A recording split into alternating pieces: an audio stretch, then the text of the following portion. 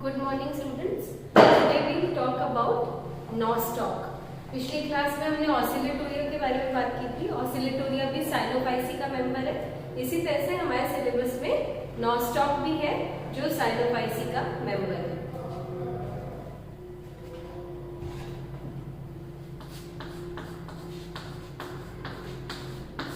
Nostoc जो है वो साइनोफाइसी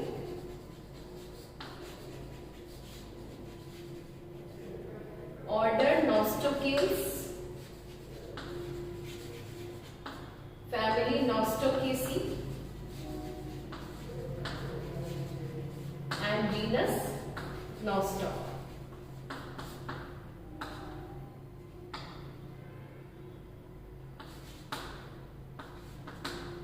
क्लास ठीक है. नॉस्टॉक जो है उसके लगभग 26 जेनरा इंडिया में पाए जाते हैं और साइनोफाइसी का मेंबर होता है ये जो हमारे सिलेबस में है.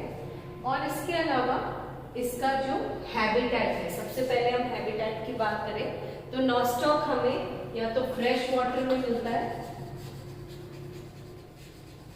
या मराइन होता है.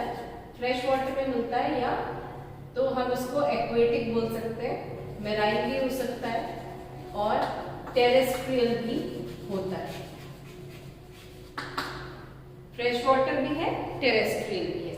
और नॉस्टॉक जहां भी पाया जाता है वहां उसके चारों तरफ एक म्यूसिलेजिनस कवरिंग होती है. तो आपको ध्यान है कि जब हमने ऑसिलेटोरिया की बात की थी तो ऑसिलेटोरिया का जो फिलामेंट है उसके चारों तरफ एक म्यूसिलेजिनस शीट प्रेजेंट है. उसी तरह से नॉस्टॉक के भी जो फिलामेंट है वो फिलामेंट जो होता है वो कर्व्ड होता है, मुड़ा मुड़ा होता है. हम उसको कह सकते हैं मोनेलिफॉर्म होता है.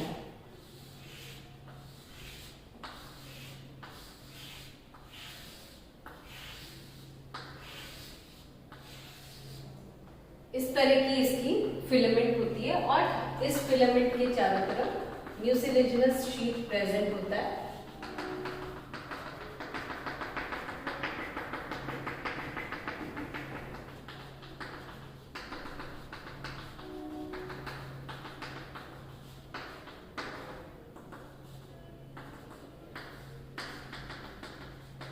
और फिर ये बहुत सारे फिलामेंट्स एक साथ जहां कॉलोनी फॉर्म हो रही है उनके चारों तरफ एक बड़ी म्यूसिलेजिनस शीट होती है जिसको हम बोलते हैं पेनिकल. उस पेनिकल से कवर्ड होते हैं.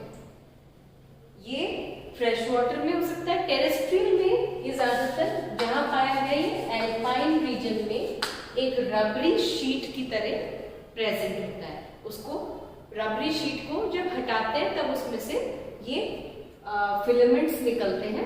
तो हम हिंदी में बोलते हैं कि मालाकार दिखता है. इंग्लिश में हम कहते हैं ये मोनेलिफॉर्म या बीडेड होता है, मालाकार होता है. जैसे मोती होते हैं माला में पिरोए हुए, उसी तरह का इसके सेल्स दिखाई देते हैं. और क्योंकि ये साइनोफाइसी का मेंबर है इसमें बेसिक साइनोफाइसियल स्ट्रक्चर दिखाई देता है. तो सबसे पहले सेल्स हैं जो बीड्स की तरह दिखते हैं, उनके चारों तरफ म्यूसिलेजिनस शीट है. फिर हर एक सेल का सेल वॉल है और प्लाज्मा मेम्ब्रेन है. अब प्लाज्मा मेम्ब्रेन के बाद अंदर जो साइटोप्लाज्म है वो डिफरेंशिएटेड है दो रीजन्स में. ये एक सेल है टिपिकल. इस सेल में ये सेल वॉल है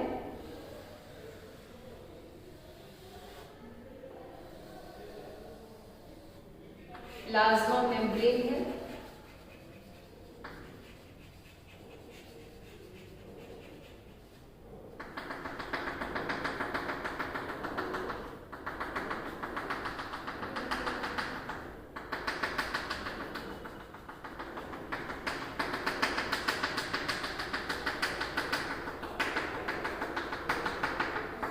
ये क्रोमैटोप्लाज्म है और ये सेंट्रोप्लाज्म है। क्रोमैटोप्लाज्म जो है वो पेरिफेरल है, सेंट्रोप्लाज्म सेंटर में है। क्रोमैटोप्लाज्म में साइनोफाइसियन,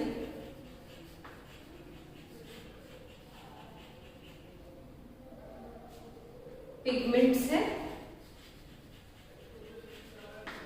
साइनोफाइसियन स्टार्च है एंड साइनोफाइसियन प्रोटीन्स है। ठीक है, सेंट्रोप्लाज्म जो सेंट्रल पोर्शन है उसमें एक जगह पर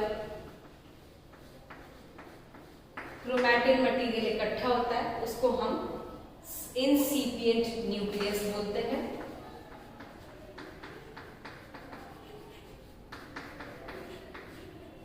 इंसिपिएंट न्यूक्लियस इसलिए बोलते हैं क्योंकि इस न्यूक्लियस के चारों तरफ, तो ये इंसिपिएंट न्यूक्लियस कहलाता है साइनोफाइसी में, क्योंकि इसमें न्यूक्लियर एनवेलप नहीं होता है, क्रोमैटिन मटेरियल एक जगह इकट्ठा पड़ा रहता है, हिस्टोन प्रोटीन्स नहीं होते हैं, न्यूक्लियोलस नहीं होता है। तो ये एक इंसिपिएंट न्यूक्लियस या आभासी केंद्रक है, ये ट्रू न्यूक्लियस नहीं है और इसको न्यूक्लियोइड या जीनोफोर भी बोलते हैं। न्यूक्लियोइड, इंसिपिएंट न्यूक्लियस और जीनोफोर। ठीक है, जो साइनोफाइसियन पिगमेंट्स हैं वो सी फाइकोसाइनिन एंड सी फाइकोएरिथ्रिन है। उसके अलावा फाइकोबिली प्रोटीन्स हो सकते हैं, कैरोटीन्स होते हैं और क्लोरोफिल ए जो यूनिवर्सल पिगमेंट है वो तो प्रेजेंट ही है। तो ये इसका बेसिक सेल स्ट्रक्चर है। प्लाज्मा मेम्ब्रेन के बाहर सेल वॉल है और ये जो सेल वॉल है ये 4 लेयर्ड है, L1, L2, L3 and L4। ठीक है, इसके बाहर म्यूसिलेजिनस शीट भी प्रेजेंट है। ये म्यूसिलेज शीट हो गया। कोई भी मेम्ब्रेन बाउंड सेल ऑर्गेनल्स नहीं पाए जाते, मतलब झिल्ली युक्त कोशिकांग नहीं पाए जाते इसमें, क्योंकि इसका जो सेल स्ट्रक्चर है वो प्रोकैरियोटिक है। ठीक है, तो झिल्ली युक्त कोशिकांग नहीं पाए जाते, लेकिन 70S राइबोसोम पाए जाते हैं जो मेम्ब्रेन बाउंड नहीं है और 50S एंड 30S सब यूनिट से मिलके बनते हैं। तो ये आपको सेल स्ट्रक्चर आइडेंटिफाई करना मास्टर का। तो जब भी माइक्रोस्कोप में हम देखेंगे, सबसे पहले जो बड़ा आउटर मोस्ट पेलिकल है, जो म्यूसिलेजिनस शीट है जिसके अंदर सारी नॉस्टॉक की कॉलोनीज प्रेजेंट है, वो हटानी पड़ती है नीडल से। उसके बाद जब आप देखेंगे, थोड़ा सा टीज करेंगे, नीडल से फैलाएंगे और माइक्रोस्कोप में पहले लो पावर में देख के फिर हाई पावर में एडजस्ट करेंगे, तो हमें इस तरह के बीडेड स्ट्रक्चर्स दिखाई देंगे। मोती जैसे माला, मोती की माला होती है उसके जैसे मोनेलिफॉर्म या बीडेड स्ट्रक्चर दिखाई देता है। अब आगे बात करते हैं।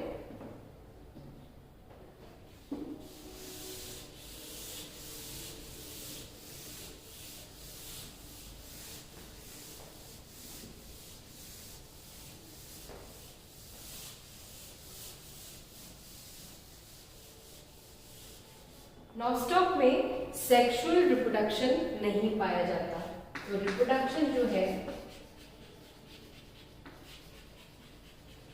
वो वेजिटेटिव है, कायिक है, कायिक जनन उपस्थित है, सेक्सुअल रिप्रोडक्शन एब्सेंट है।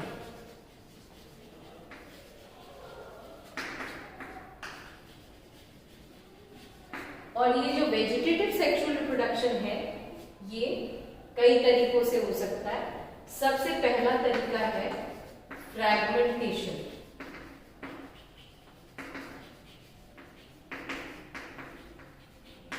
फ्रैगमेंटेशन मतलब अगर विखंडन हो जाता है किसी तरह से, फिलामेंट कहीं ना कहीं से टूट जाता है, फिजिकली टूट गया या मैकेनिकली टूट गया, तो वो नए 2 फिलामेंट बना देगा, तो ये फ्रैगमेंटेशन हो गया। दूसरा तरीका है हॉर्मोगोनिया फॉर्मेशन। तीसरा तरीका है एकाइनेट फॉर्मेशन। चौथा तरीका है हेट्रोसिस्ट से, और फिफ्थ तरीका है एंडोस्पोर से। ठीक है, तो कैसे वेजिटेटिव रिप्रोडक्शन होता है नॉस्टॉक में, ये 5 तरीके हो सकते हैं। फर्स्ट है फ्रैगमेंटेशन, फ्रैगमेंटेशन मतलब विखंडन। दूसरा तरीका है हॉर्मोगोनिया। हॉर्मोगोनिया क्या होता है कि जहां कोई थिक वॉल्ड सेल बन गया, वो थिक वॉल्ड सेल कंटेंट बन गया, वो उन दो के बीच में से कहीं से वो फिलामेंट अलग हो गया। हेट्रोसिस्ट आपको पता है, जब हमने सेल स्ट्रक्चर साइनोफाइसी का पढ़ा था, तो साइनोफाइसी में हेट्रोसिस्ट प्रेजेंट होता है, या तो वो इंटरकैलरी हो सकता है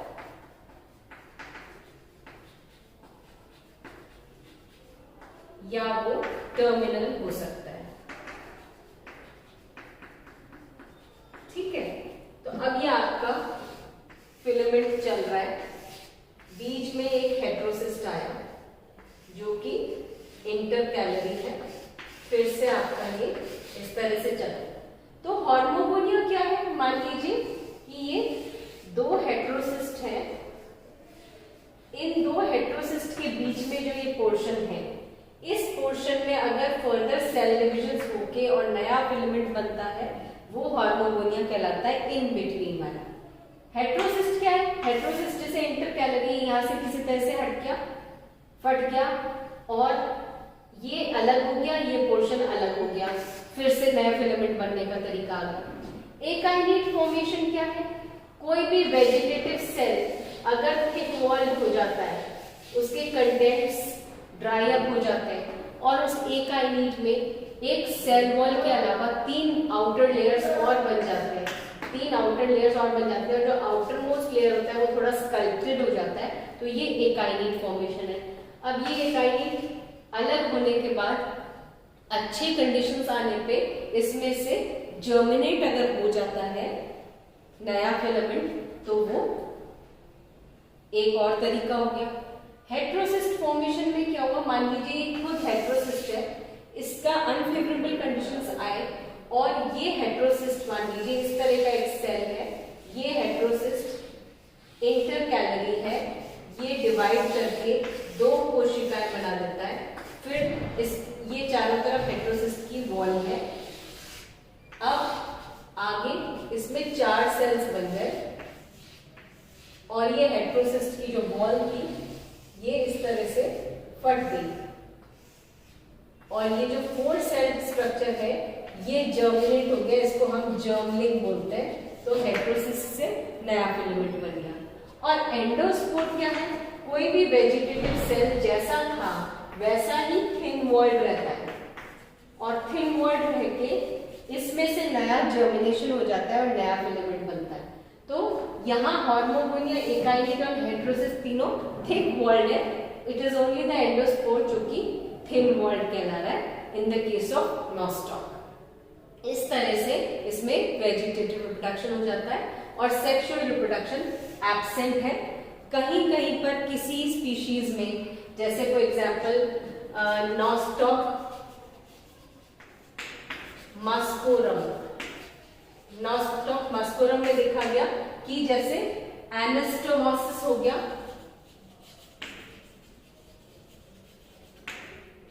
या फ्यूजिंग ऑफ फिलामेंट्स हो गए, फ्यूजिंग ऑफ फिलामेंट्स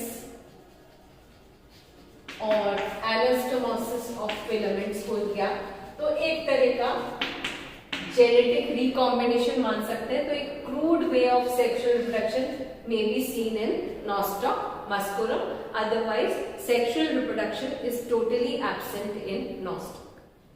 आगे हम नेक्स्ट क्लास में फंजाई के बारे में स्टार्ट करेंगे। आपका सेकेंड यूनिट फंजाई है, उसकी बात करेंगे हम नेक्स्ट क्लास में। Thank you.